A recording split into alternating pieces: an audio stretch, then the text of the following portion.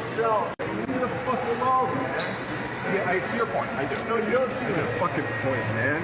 Thank you. There's a reputation Keanu Reeves has spent 3 decades building without seemingly trying to build it at all. The reputation of being, by wide consensus, the nicest man in Hollywood. He gives up his subway seat. He eats alone on a curb without a single bodyguard in sight.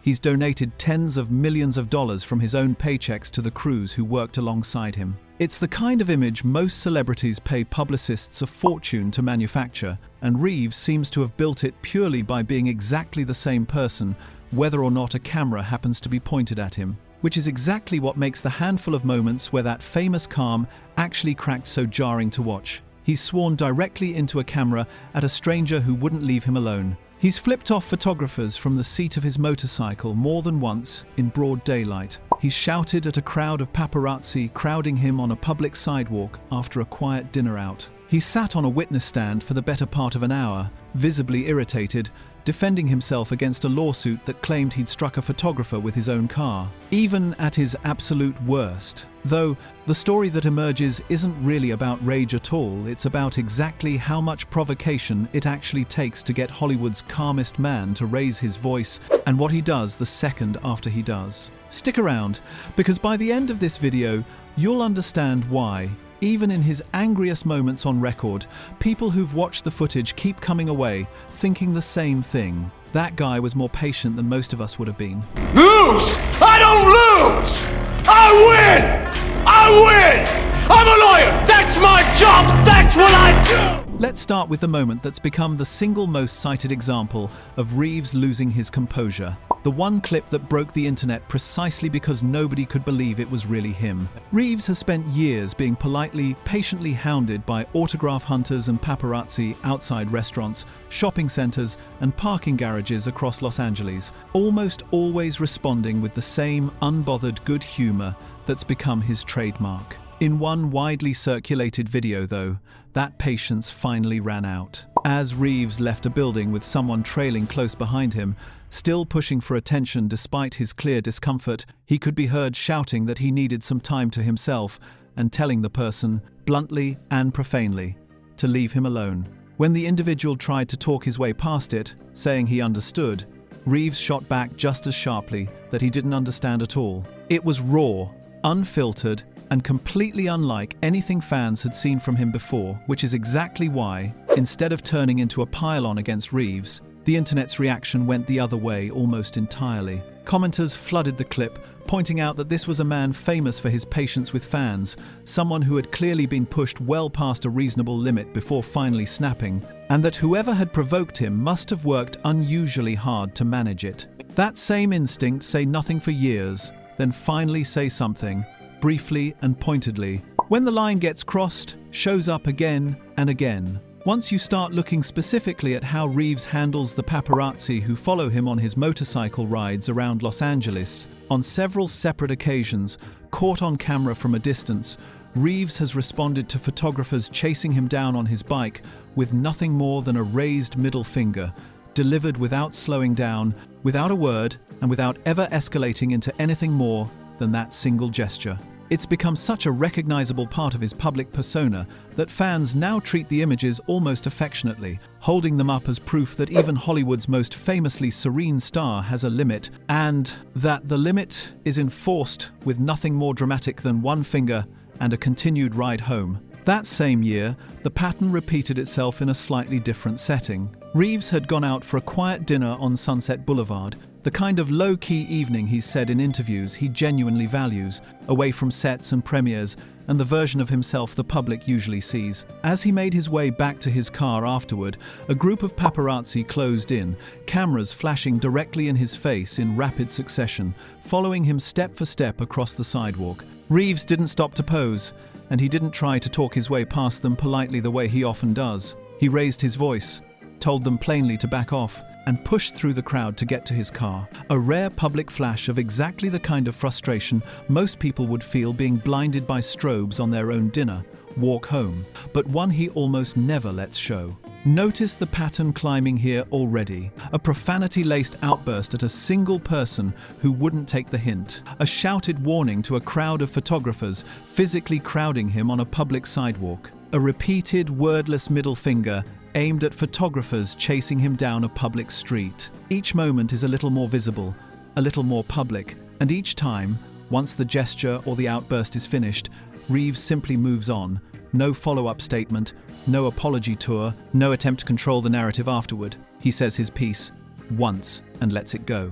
It's worth noting too that in nearly every documented version of these moments, the trigger is identical. Not a bad review, not a difficult co-star, not a frustrating day on set, but specifically strangers physically closing in on his personal space, uninvited.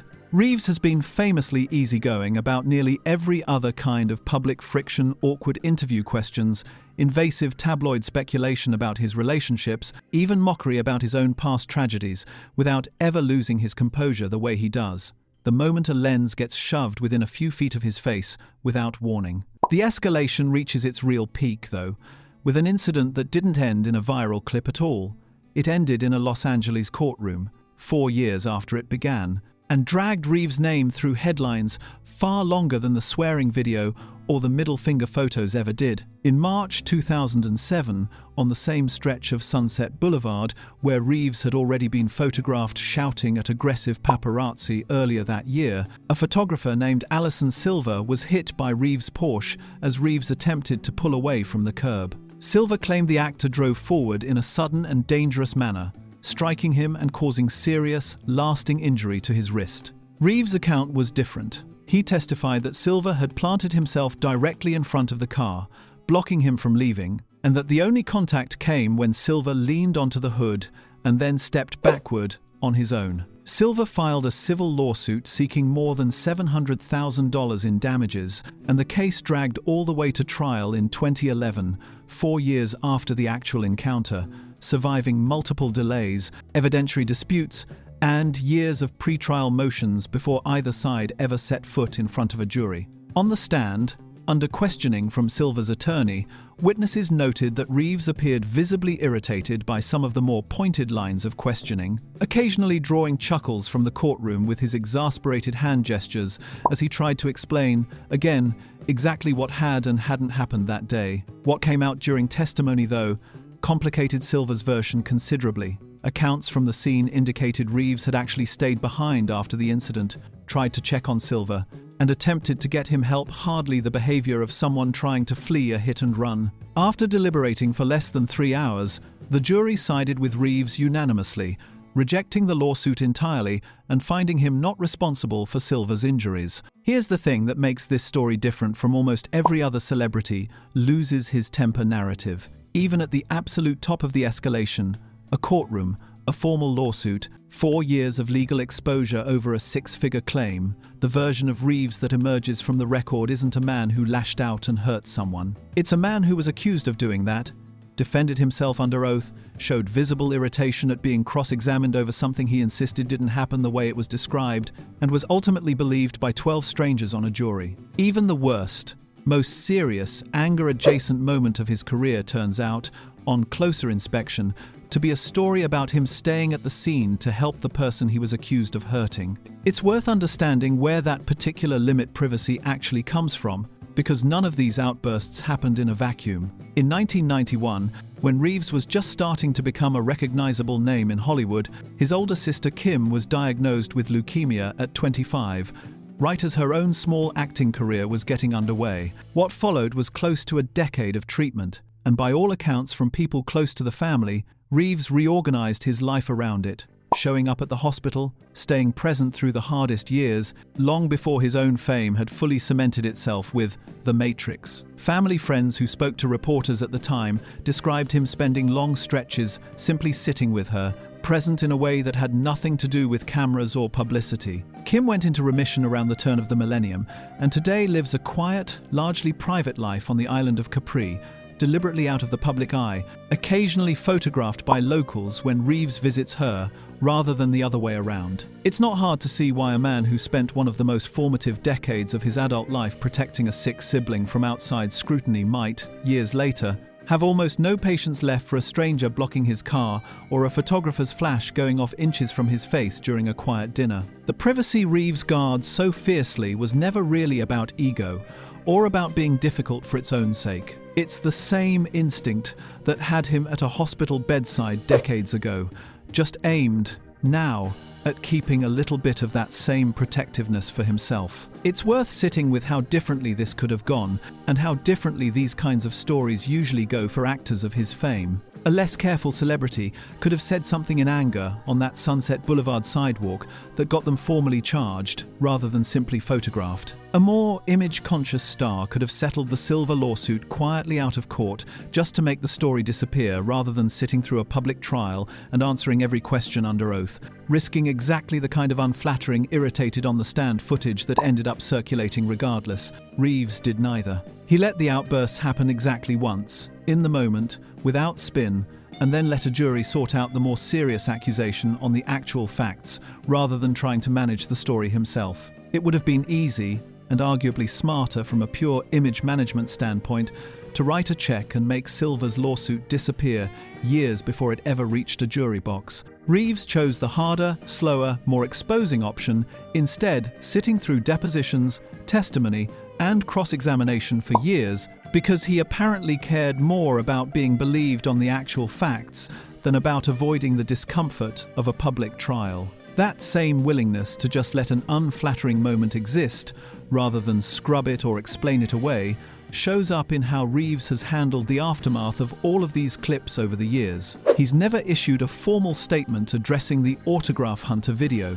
He's never publicly apologized for the middle finger photos or tried to reframe them as somehow taken out of context. When journalists have brought up his complicated relationship with paparazzi in interviews since, he's tended to answer with the same dry, resigned honesty rather than defensiveness, acknowledging that fame comes with a loss of certain freedoms, that the trade-off is a real one, and that on the whole he considers himself lucky regardless of the parts of it he doesn't enjoy. It's a strikingly different approach from the standard celebrity playbook, where every unflattering clip typically gets followed by a carefully worded apology, a sympathetic interview explaining the real story, or a publicist quietly trying to get the footage taken down. Reeves has mostly just let the clips exist, unaddressed, the same way he lets most things about his private life exist without comment. That's the real reason these clips and court records keep resurfacing years after they happened, dug up again and again by fans who are almost gleeful to find any evidence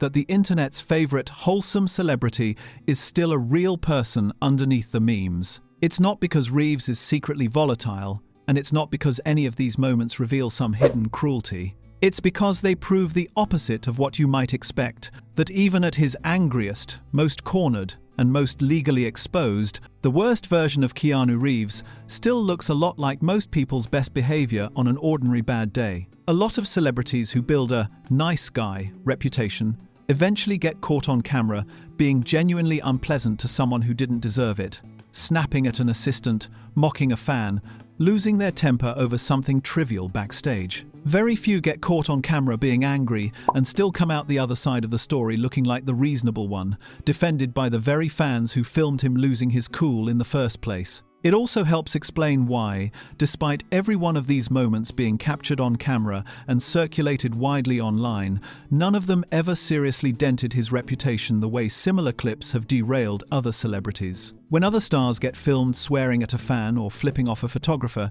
the story tends to spiral apology demands. Brand partnerships quietly paused, weeks of tabloid coverage picking the moment apart from every angle. None of that happened here.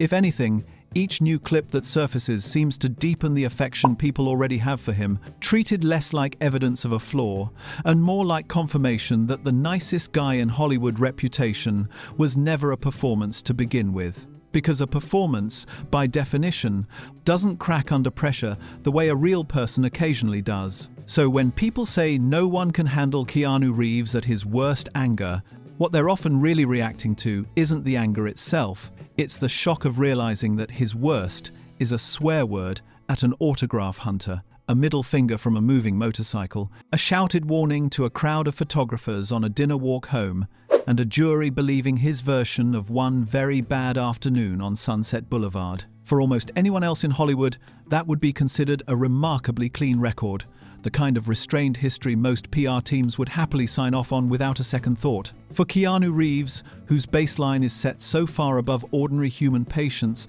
that fans have spent decades collecting evidence of his kindness like trading cards, it's apparently shocking enough to build an entire video around. Which of these moments surprised you the most? The outburst caught on video, the middle finger photos, the Sunset Boulevard shouting match, or the Alison Silver trial and its verdict? Let us know in the comments which one changed how you think about him, and if learning about his sister Kim's illness reframed any of it for you.